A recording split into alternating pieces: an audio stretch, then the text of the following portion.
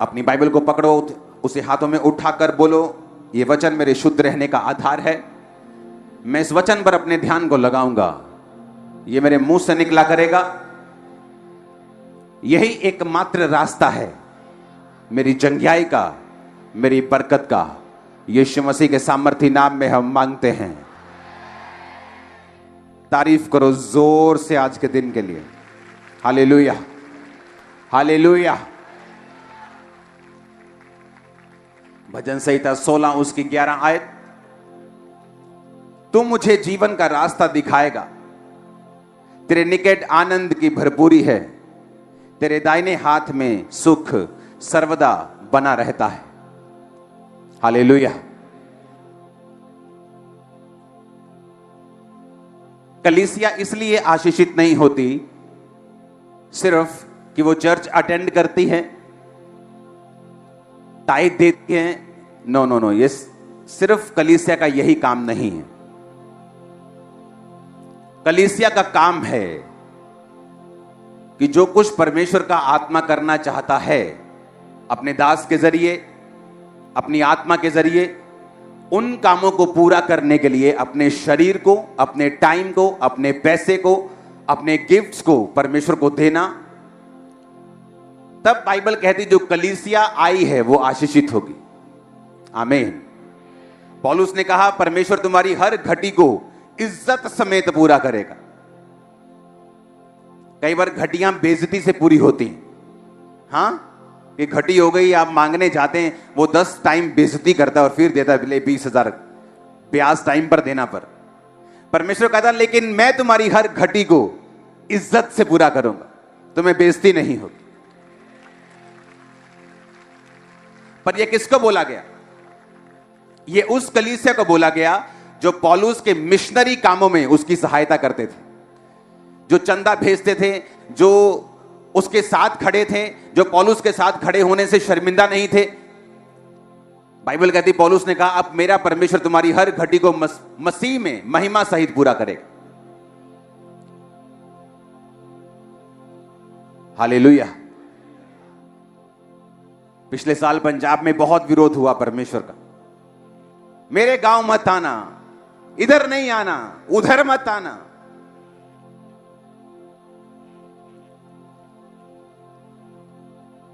तो मैंने कहा था एक कमेटी बनाएंगे, पास्टर्स कहीं भी किसी भी मिशन का किसी को टच किया उसका सारा जिम्मेवारी हम लेंगे, चर्च लेगी। क्या हुआ? किसी पास्टर को चोट लगती थी, कोई चाकू मार गया, उसको लगता अब क्या होगा, उसका बेस्ट हॉस्पिटल में ट्रीटमेंट होता था, उसकी फैमिली को मंथली पेमेंट मिलती थी, उसका पूरा इलाज फर्स्ट क्लास हॉस्पिटल में, उसको कोई चिंता नहीं थी। उनको लगता था कि नहीं यार ये काम। हर संडे मेरा बयान आता था कि नहीं? क्योंकि पंजाब के हर गांव से इस चर्च के मेंबर हैं, तो मेरा बयान काम करता था। अब लोग बोलते हैं मणिपुर के लिए बयान क्यों नहीं देते? वहां मेरा कोई मेंबरशिप नहीं है, कांटेक्ट नहीं है। मेरा बयान उनका नुकसान करेगा, फायदा नहीं करेगा। लेकिन क्या मैं काम कर रहा हूं?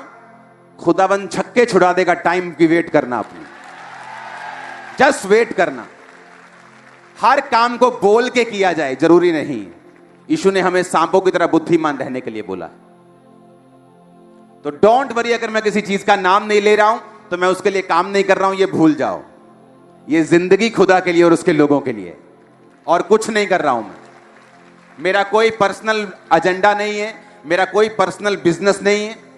मैं चाहूं तो लाखों करोड़ों मिलियंस ऑफ डॉलर्स कमा सकता हूं देश के बाहर जाके। मैं आपके बीच में रहता हूं, रोज सुबह 1, रोज शाम 8, रोज सुबह 1, रोज शाम 8। आपने मुझे फंसा लिया है। हालेलुया। आप मुझे जाने नहीं देते कहीं पे। अगर मैं नाम नहीं ले रहा हूं तो उसका मकसद है, क्योंकि जहां मेरा नाम लेने से फायदा होगा मैं लूंगा, जहां उनका नुकसान होगा मैं नहीं लूंगा।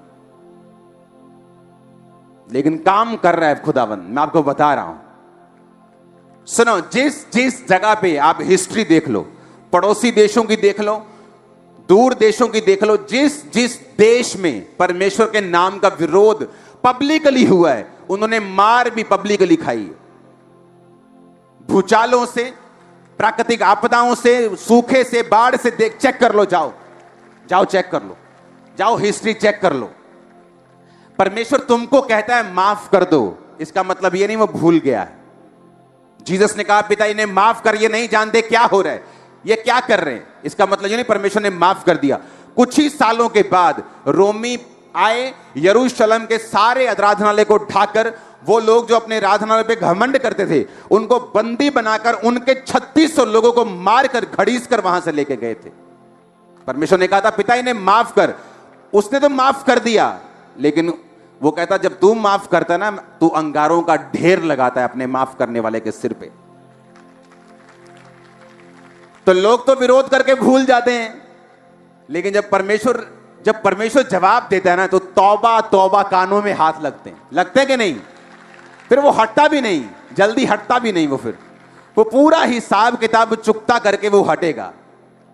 और साथ में हमको भी लगाया हुआ है, हाँ, कि सब जगह मेरा बैंक बैलेंस पहली बार इतने महीनों में हुआ कि बिल्कुल जीरो पे आने पे लगा। इतनी चैरिटी हो रही है, क्योंकि मैं रोक नहीं सकता उन लोगों के लिए, मेरे दिल में होता है कि, और मेरी आदत है कि मैं सिर्फ फोटोज के लिए चैरिटी नहीं करता हूं कि फोटो देनी है, चल भी 10 ब्रश तू ले जा, 10 पेस्ट तू ले जा, हाँ वो मैं कर नहीं सकता हूं। अगर चैरिटी किसी के घर में जाएगी तो महीने का राशन, बोतलें, दूध, डायपर सब कुछ जाएगा।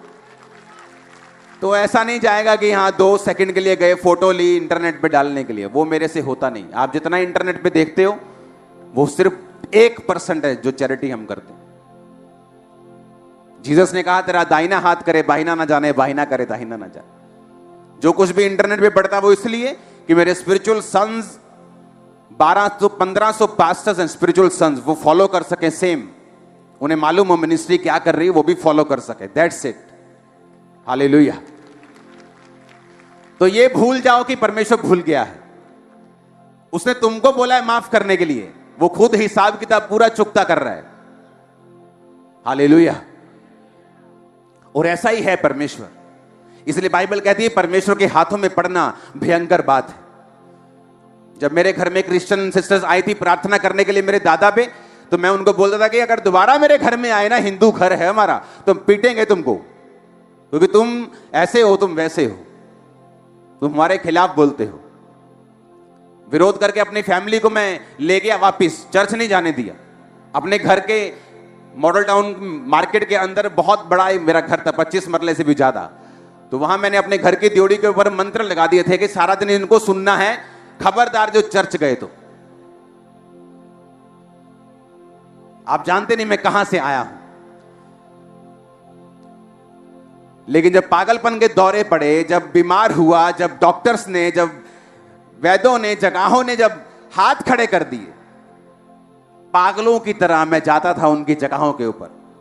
आप मुझे देख के बताओ मेरा क्या है फ्यूचर, मैं क्या करूं, मैं ऐसे फील कर रहा हूं, मैं ऐसे महसूस कर रहा हूं, मेरा दिल करता मैं सुसाइड कर लूं, मुझे पागलपन के अटैक होते, मैं कोई हल नहीं, क्योंकि मैं भूल गया था कि मैंने विरोध किया था जीसस का।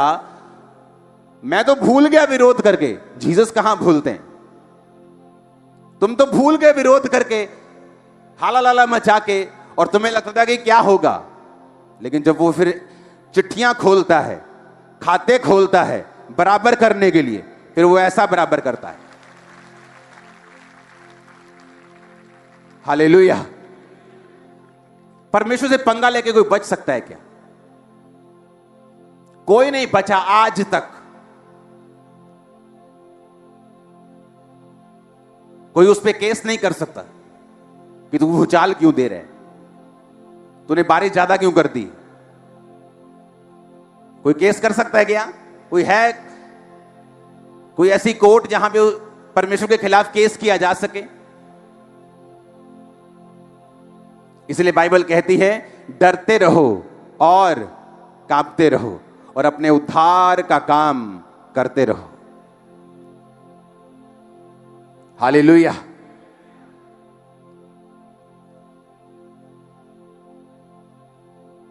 हर चीज का हिसाब होगा। जहां मसीह लोगों को सताया जा रहा है उन जगहों पे भी बड़ा तगड़ा हिसाब होगा। खाते खुलेंगे, देखना तुम्हारी आंखों के सामने होगा।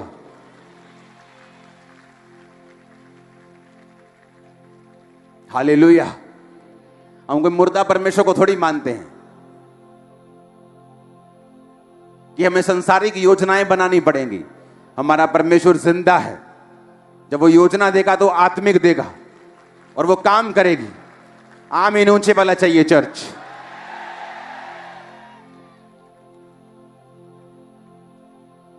अपने पड़ोसी को बोलो स्पिरिचुअल बन, आत्मिकता में ही फायदा है। फिर से बोलो स्पिरिचुअल बन, आत्मिक बन, क्योंकि आत्मिक बनने में तेरा फायदा है। आमीन। मैं आपको फिर से एक चीज बताना चाहता हूं।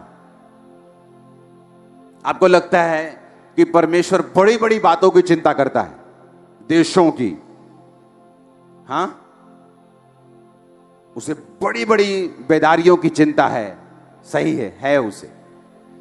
लेकिन मैं आपको यह भी बता सकता हूं, उसे आपकी छोटी से छोटी बात की भी चिंता है। स्मॉल, इतना छोटा, इतनी माइक्रो आप सोच भी नहीं सकते। मैं आपको सच कह रहा हूं, आप क्या सोचते हैं, क्या खाते हैं, क्या पहनते हैं, कहां जाते हैं, क्या चलाते हैं, उसको चिंता है।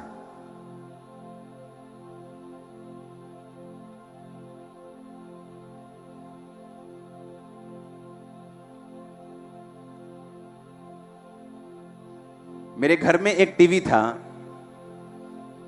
और जब भी वो टीवी ऑन होता था तो पता नहीं उसमें क्या, टीवी अच्छी कंपनी का था, लेकिन जब वो चलता था तो आंखों में हल्का सा दर्द होता था।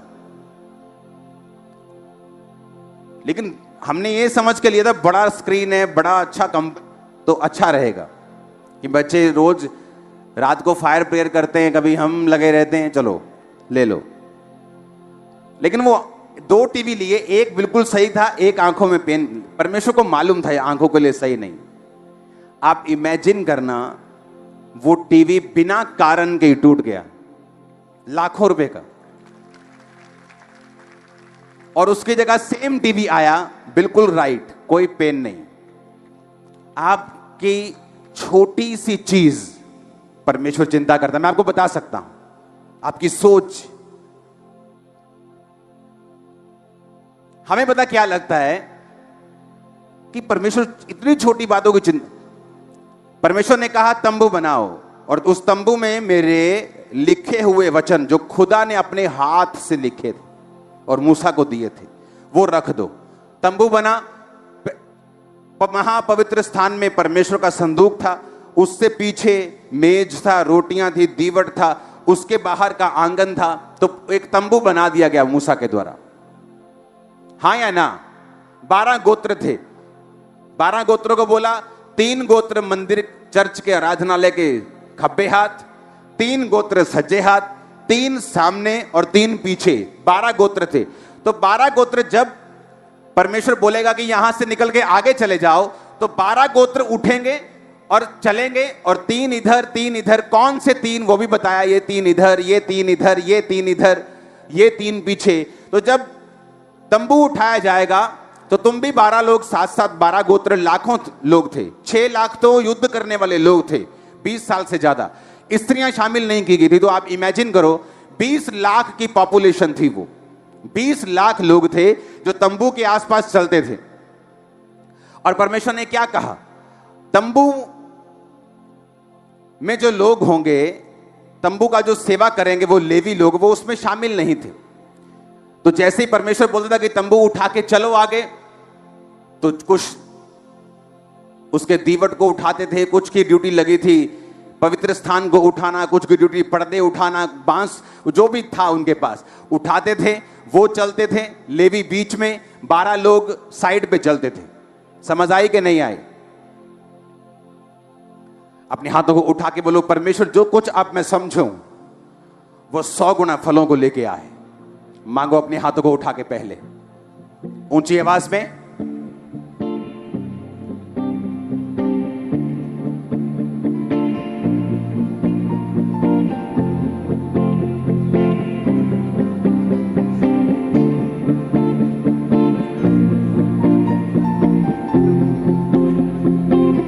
प्रभु यीशु मसीह के सामर्थ्य नाम में हम मांगते हैं।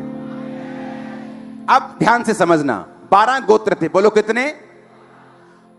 परमेश्वर ने कहा जब मैं इन 12 गोत्रों को इज़राइल को मिस्र से छुड़ा कर लेके आया था, तो कैसे छुड़ा के लेके आया था? लास्ट चमत्कार परमेश्वर ने क्या किया था मिस्र में? बोलो, लास्ट मिरेकल क्या था? पहलोठे मार दिए थे। हां, तारीफ करो जोर से। उनके पहलोठे यानी बड़े बच्चे, जो सबसे बड़े फैमिली का था, वो सब मार दिए थे, फिरौन के भी, फिरौन की प्रजा के भी। और वो डर गए और उन्होंने कहा इजराइलियों का खुदा सच्चा है, इन्हें छोड़ दो, सताओ मत। एक ही रात में मूसा, उसके साथ इजराइल की सारी कौम निकल गई। समझ आई कि नहीं? फिर उन्होंने तंबू बना लिया जहां पर परमेश्वर का वो भवन और परमेश्वर का जो संदूक था लिखा हुआ वो रखते थे। अब परमेश्वर ने क्या कहा? लेवी, जो सेवा करने वाले लेवी थे, जो भवन की सेवा करते थे, उसको उठाते थे, साफ करते थे, उठाकर लेके जाते थे, अंदर याजक के अधीन रहते थे। परमेश्वर ने कहा ये गोत्रों में नहीं गिने जाएंगे। 12 गोत्र थे, लेवी निकल गए, कितने रह गए? 11। परमेश्वर ने कहा यूसुफ भी गोत्रों में नहीं गिना जाएगा, बल्कि यूसुफ के दोनों बेटे वो गोत्रों में गिने जाएंगे। यूसुफ निकल गया, कितने रह गए? 10। यूसुफ के 2 बच्चे एप्रेम और मनश्शे ऐड हो गए, कितने हो गए? 12 के 12 हो गए। अब 12 गोत्र, बीच में लेवी। मान लो ये तंबू है, हां, ये स्टेज लगा लो, सिर्फ तंबू है। परमेश्वर ने कहा लेवी लोग तंबू के आसपास रहेंगे। 3 गोत्र इधर, 3 इधर, 3 उधर, 3 पीछे रहेंगे। लेवी लोग तंबू के पास रहेंगे। परमेश्वर ने कहा मैं जो पहलोठों को मारकर तुम्हें छुड़ा ले आया था, तुम्हारे सारे पहलोठे बड़े बच्चे मेरे होंगे। लेकिन परमेश्वर कुर्बानी नहीं लेता आदमियों की, यह हमें मालूम था। तो परमेश्वर ने क्या किया? लेवियों को गोत्रों से अलग कर दिया। और परमेश्वर ने कहा लेवियों के जितने पुरुष होंगे वो तुम्हारे पहलोठों के बदले मैंने सेवा के लिए ले लिए हैं। आप मेरी बात समझ गए कि नहीं?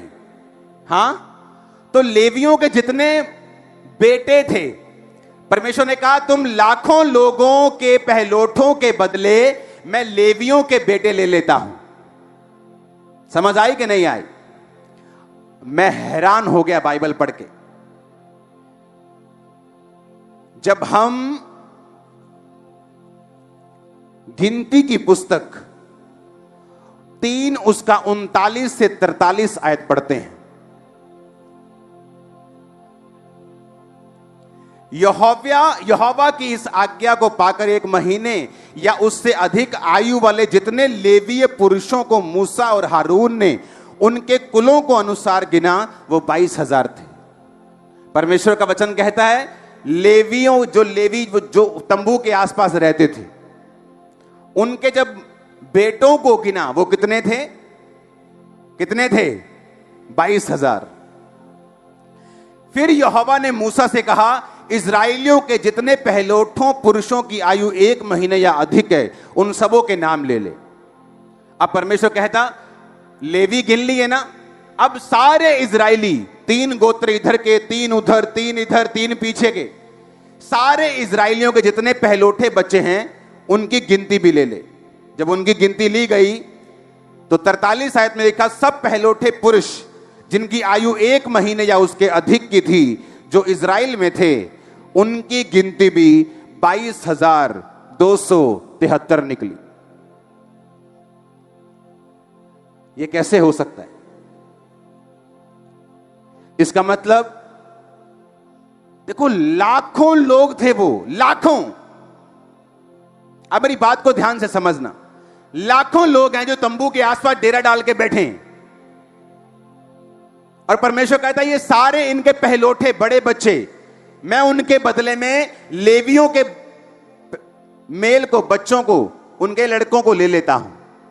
जब उनके पहलोठे गिने गए 22,000, इनके लड़के गिने गए लेवियों के 22,000। कैसे हुआ? इतने लाखों की पॉपुलेशन, उन्हें लगता है आहा हा मेरे भाई की शादी होगी, आहा हा मेरे भाई का बच्चा हो गया। परमेश्वर कर रहा था। किसी का नहीं हुआ, परमेश्वर कर रहा था। 22,000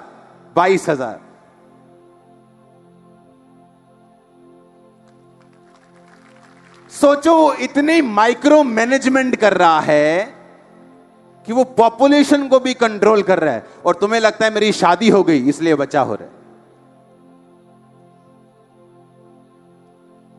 वो कहते तुम्हारे सारे पहलौठ हैं मेरे, लेवियो अपने मेल बच्चों को गिनो, कितने हैं? 22,000। तुम्हारे पहलौठे कितने? 22,000। मैं जिंदा खुदा हूं, उसने कहा। मैं जानता हूं एक एक चीज जो तुम्हारी लाइफ में हो रही है। इमेजिन करो, तुम्हें क्या लगता है तुम्हारी जिंदगी में जो हो रहा है परमेश्वर को मालूम नहीं? कौन सी सोच तुम्हें तंग कर रही, क्या उसे मालूम नहीं? कौन सी चिंता तुम्हें सता रही, क्या उसे मालूम नहीं? कौन सी बॉडी का पार्ट तुम्हारी हीलिंग को चाहिए, क्या उसे मालूम नहीं? क्या तुम्हें तुम्हारी लाइफ में परमेश्वर चाहता है? तुम्हें यह देखना है वचनों के जरिए से। वो ऐसा परमेश्वर है जो लाखों में भी एक एक गिनती को, एक एक बच्चे को कंट्रोल किया हुआ उस ऐसा परमेश्वर। देखो, लाखों लोग बैठे हैं, लाखों गोत्र, तीन में भी लाखों के हिसाब से, इधर लाखों, इधर लाखों, इधर लाखों, उधर लाखों, और इधर भी 22,000 निकले सबके, और इधर भी 22,000। और हमें लगता है कि परमेश्वर के पास ये कंट्रोल नहीं है कि मेरा वीजा आएगा कि नहीं। ये परमेश्वर की गलती थोड़ी, उसको क्या कंट्रोल है? हमें लगता है वो मेरे सिर दर्द को कैसे कंट्रोल कर सकता है? मेरा बेटा तो बिगड़ गया है, बेटी बिगड़ गई, वो तो कैसे कंट्रोल हो सकते हैं? वो कहता है मैं तो लाखों को कंट्रोल कर रहा हूं, तुम्हें क्यों नहीं कर सकता? वो तो एक एक गिनती का हिसाब रख रहे हैं, तुम्हारा हिसाब क्यों नहीं रखेगा? इमेजिन करो आप,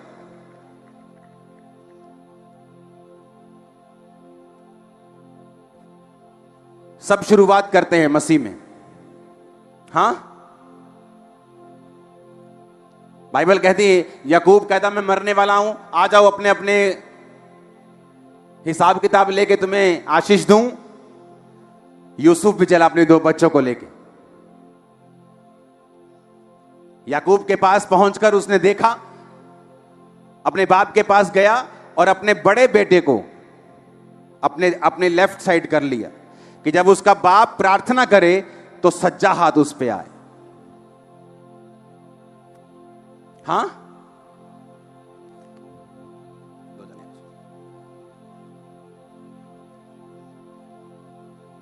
थोड़ा बुजुर्ग बंदा चाहिए।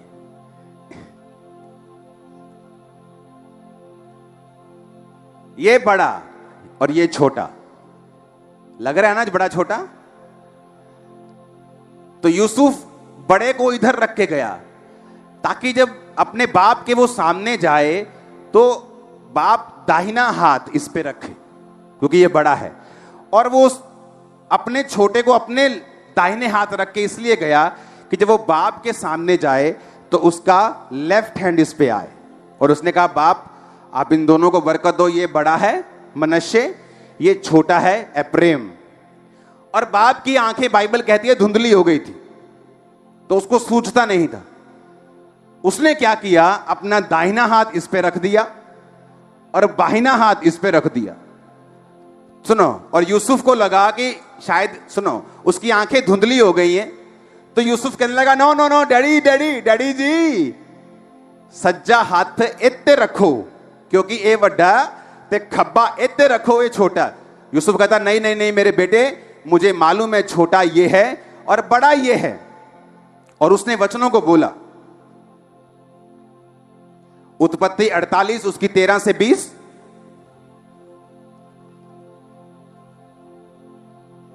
उन्नीस आयत में पढ़ता हूं। पिता ने कहा नहीं, सुन है मेरे पुत्र, मैं इस बात को भली भांति जानता हूं, यद्यपि इससे भी मनुष्यों की एक मंडली उत्पन्न होगी और वो भी महान हो जाएगा, तो भी छोटा भाई इससे अधिक महान हो जाएगा और उसके वंश से बहुत सी जातियां निकलेगी। सुनो, उसने क्या कहा?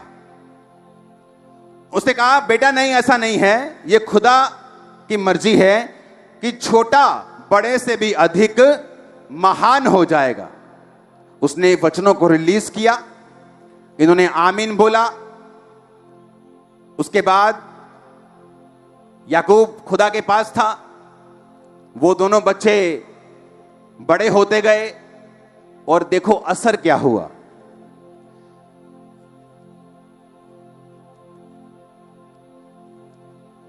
गिनती 2 उसकी 18 से 21 में उसका असर नजर आता है। जो गोत्र मैंने आपको बताए थे, जब गोत्रों की गिनती हो रही थी कि तुम खब्बे रहोगे, तुम पश्चिम में, तुम उत्तर में, तुम दक्षिण में, तुम पूर्व में रहोगे, तो गोत्र गिने जा रहे थे कि गिनना भी है कि कितने बंदे हैं एक गोत्र में। पश्चिम की ओर एप्रेम की छावनी के झंडे के लोग अपने दल के अनुसार रहेंगे। उनका प्रधान अमीहूद का पुत्र अली शामा होगा। उनके दल के गिने हुए पुरुष 40,500 हैं। एप्रेम छोटा, कितने पुरुष निकले लड़ाई वाले? 40,500। 20 में लिखा उसके नजदीक मनश्शे के गोत्र के रहेंगे। उनका प्रधान पदासूर का पुत्र गमलीएल होगा। उसके दल के चुने हुए गिने हुए पुरुष 32,200 हैं।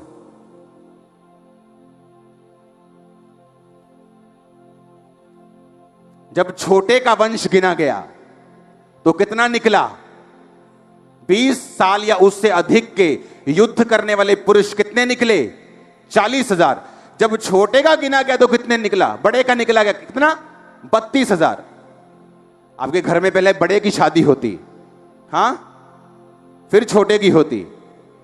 ऐसा ही होता है कि नहीं? चलो मान लो कि छोटा ज्यादा तेज है, लव मैरिज करा गया वही, हां, कि बड़ा देखता रह गया, छोटा ज्यादा तेज है, चलो इत्तेफाक हो गया कि छोटे की शादी पहले हो गई। पर ऐसा एक बार हो सकता है, पर छोटा आत्मिक था, खुदा के ज्यादा नजदीक था। और बाइबल कहती है यूसुफ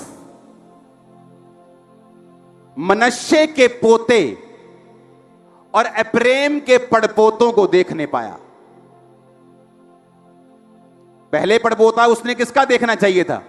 मनश्शे का बड़ा था वो, पर बाइबल कहती वो उसने पड़पोते किसके देखे? एप्रेम के।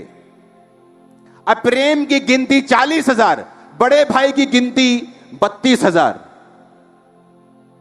क्योंकि जब वर्ड्स रिलीज हुए, एक व्यक्ति जब आत्मिक होने का फैसला करता है, उसका सगा भाई हो या साथ में आया हुआ क्रिश्चियन हो जो उसके साथ प्रभु को जिसने माना था सेम टाइम पर अगर आप आत्मिक हैं, रिजल्ट नजर आएगा आने वाले दिनों में।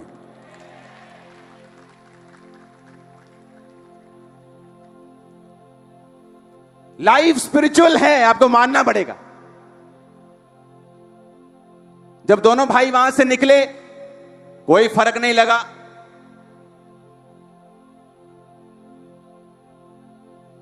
आज एक बंदा चर्च में बैठ के अपनी शादी के बाहर भी मुंह मार रहा है, वो भी आमीन आमीन बोल रहा है, वो भी यहीं बैठा है। व्यभिचार कर रहा है, वो भी यहीं बैठा है। और जो पवित्रताई में चल रहा है, वो भी यहीं बैठा आमीन बोल रहा है। जब यहां से निकलते हैं कोई फर्क नहीं लगता, दोनों एक जैसे हैं। सेम ऑटो पे आए, व्यभिचार करने वाला अच्छी कार पे आया है, उल्टा तो लगता है ये सेम ही है। ये भी आमीन बोलता है, मैं भी आमीन बोलता हूं, ये भी वही जिंदगी जी रहा है, ये तो अच्छी जी रहा है, इसकी तो 3-3 पत्नियां हैं। लेकिन समय आएगा,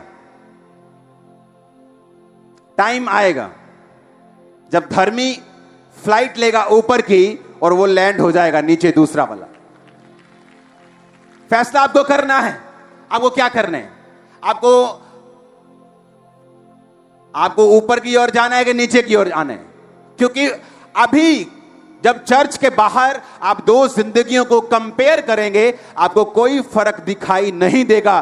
पापी में और धर्मी में आंखों से देखने पर कोई फर्क नहीं दिखेगा।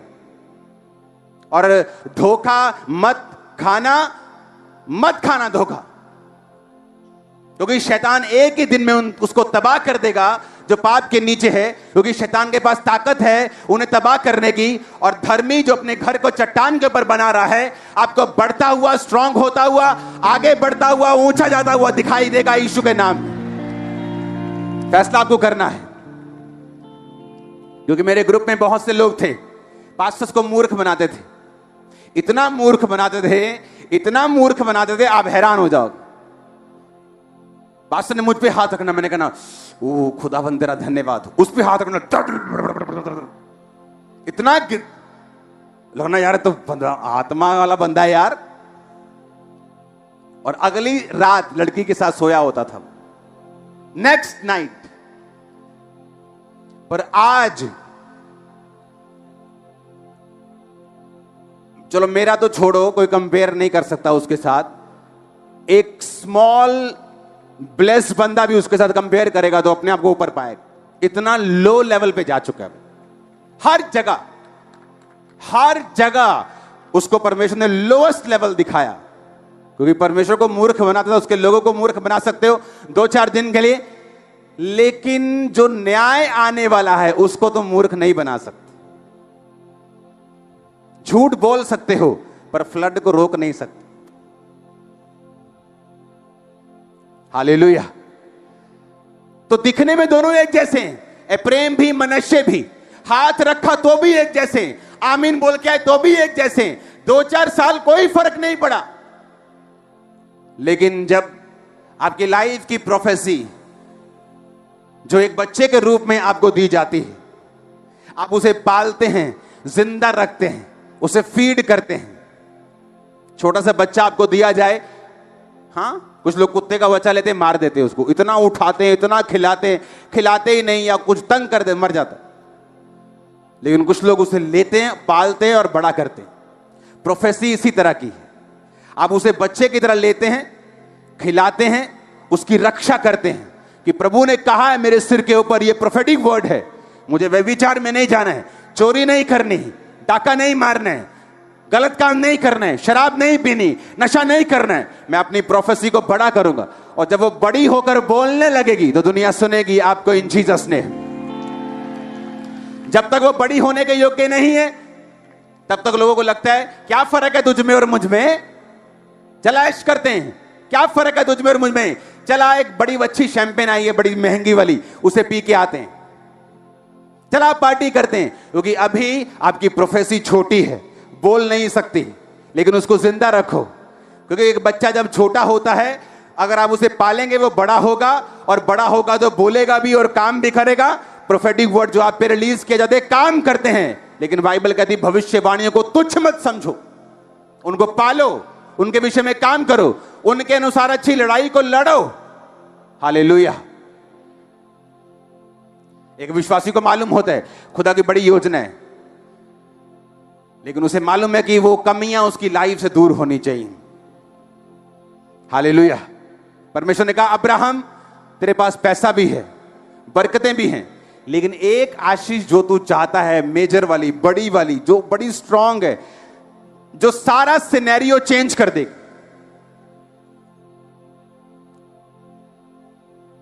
लोग गवाही देते होंगे उसके घर में, वाह भैया अब्राहम तो बड़ा कमाल का हो गया, किथे हले होया थोड़ी है कुछ, पैसे ही है, बरकत ही है। अब्राहम चाहता कि वो वाली बरकत जरूर मिले मुझे, वही मुंह बंद करेगी। और परमेश्वर कहता अगर मुंह बंद करने वाली बरकत चाहिए तो तुझे सिद्ध होना पड़ेगा, परफेक्ट होना पड़ेगा। और जब परमेश्वर आपको बोलता है मेरी बेटी परफेक्ट होना है, सिद्ध होना है, तो तुम्हें मालूम है परमेश्वर किसके बारे में बात कर रहा है। तुम्हें मालूम है तुम टीवी देखती हो ज्यादा, तुम्हें मालूम है तुम प्रेयर नहीं करती हो, तुम्हें मालूम है फोन की एडिक्शन हो गई है तुमको, तुम्हें मालूम है तुम चुगलियां करती हो, तुम्हें मालूम है कौन सी कमी है तुम्हारे अंदर, और तुम्हें मालूम है जब परमेश्वर कहता है मेरी बेटी सिद्ध हो जा, तुम्हें पता है कौन सी कमी दूर करनी। और वो वाली टेस्टमनी जो मुंह बंद कर देगी शैतान का और विरोधियों का, वो सिद्धता के बाद आपकी लाइफ में आती। अब तुम देखो सारा कुछ तुम्हारे सामने है, स्पिरिचुअल होने का असर क्या हुआ वो भी तुम्हारे सामने है। थोड़ा कम स्पिरिचुअल होने का असर क्या हुआ वो भी तुम्हारे सामने है।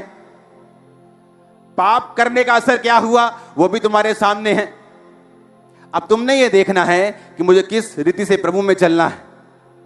अपनी भविष्यवाणी के लिए लड़ाई करते हुए, वचन पे चलते हुए चलना है, या पंगे लेते हुए, संसार का भी आनंद लेते हुए, सब जगह मुंह मारते हुए चलना है, तो तुम्हारी मर्जी। अगर आदत ही पड़ जाए धक्के खा के जाने की तो प्लेन कहां से पसंद आएगा। अगर बसों में धक्के खाने की आदत पड़ गई है तो फिर प्लेन कहां से पसंद आए। हाँ, जब तक तो ऐसे खड़े खड़े कपड़े ना फट जाएं 2-3 जगह से, फिर कहां प्लेन पसंद आए। तो अगर प्लेन मौजूद है मुंबई जाने के लिए तो क्यों बसों में जा रहे हो। अगर तुम्हें मालूम है पवित्रताई में चलने से तुम्हारी राह आसान हो जाएगी और खुदावंद तुमसे बात करेगा, तुम्हें गाइड करेगा, तो क्यों चलना उस रास्ते में जहां पे सब कुछ अंधेरा है, जहां अगुवाई होनी बंद हो जाती है और हम शरीर के अनुसार चलना शुरू कर देते हैं। हालेलुया। अपने पड़ोसी को बोलो आत्मिक बन। ऊंची आवाज में बोलो आत्मिक बन। फिर से बोलो आत्मिक बन। अपने हर एक पड़ोसी को बोलो ऊंची आवाज में, क्वायर को, ले हैंड वाले को ऊंची आवाज में बोलो आत्मिक बन, तेरा फायदा है इसमें। बोलो बोलो बोलो बोलो ऊंची आवाज में बोलो बोलो। मैं देख रहा हूं तुमको। 7 जनों को बोलो, 5 जनों को बोलो, अपने आसपास अलग अलग लोगों को।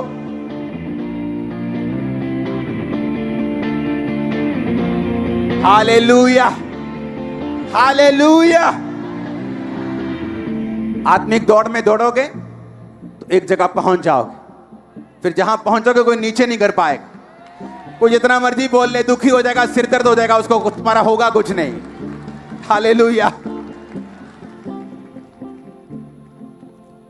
तैयार हो तुम स्पिरिचुअल होने के लिए? अपने हाथों को उठाओ।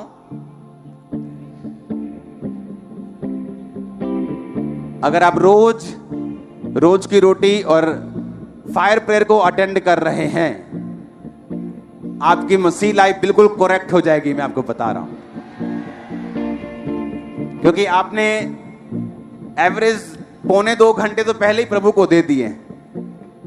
उसके बाद प्रार्थना करो 1 घंटा, आधा घंटा वचन पढ़ लिया तो हो गया।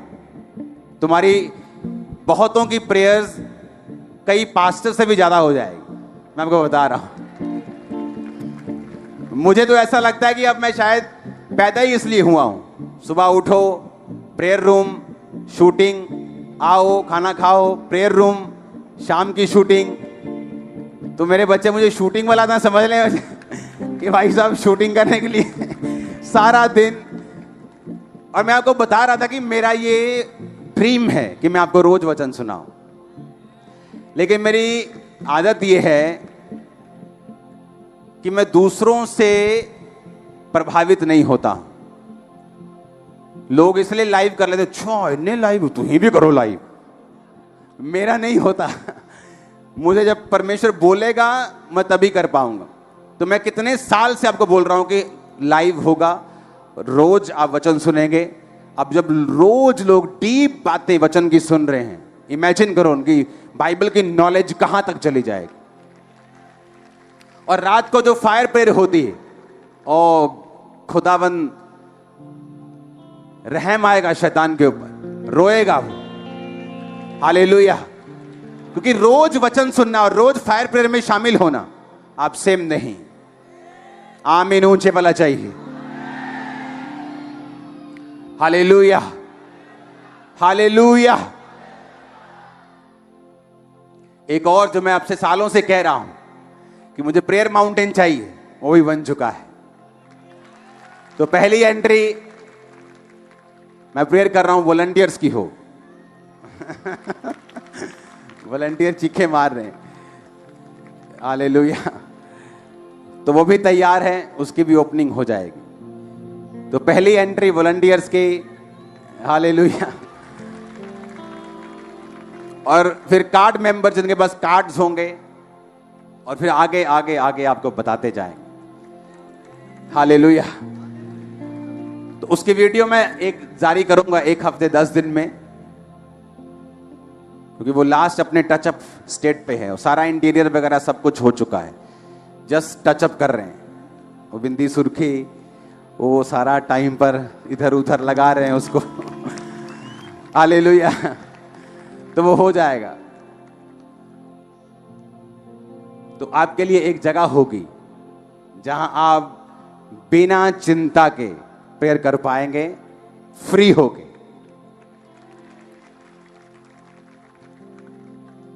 अपने हाथों को उठाओ फिर से मणिपुर के लिए। याद रखो हफ्ते में 1 फास्ट, क्योंकि जो योजनाएं बन रही हैं उनके लिए प्रार्थना और उपवास चाहिए, उसके बिना काम नहीं होगा।